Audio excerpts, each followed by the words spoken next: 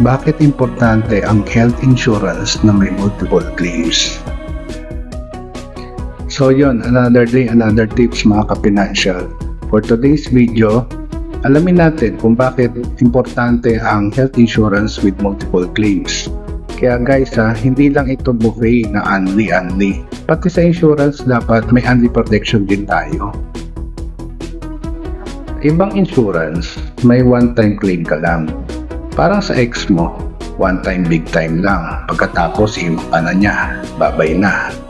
Paano kung magkaroon ka pa ng second round ng critical illness in the future? Sa sariling bulsa mo na ang gastos nun. Sakit nun, di ba?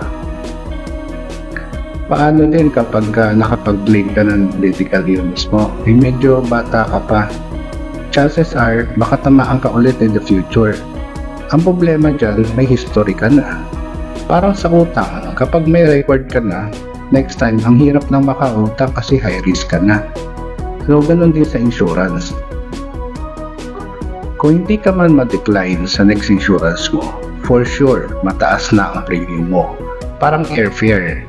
The later you book, the more expensive it gets. Ang ending, mahihirapan ka na sa pagbabayad. Or worse, baka hindi ka na maka-afford makakuha ng insurance. Kaya ang tip ko sa inyo, check out this FWD Set for Health Plan at yung by brand. Parehas itong may multiple claims, 3 to 6 times. At pwede ka rin makovered from 75 years old up to 100 years old. Hindi lang underwrite to, only care din ito. Kaya tara, connect tayo. Baka ito na yung swak na plan para sa iyo at para sa pamilya mo. Until on my next video, ingat mga ka-financial. See ya!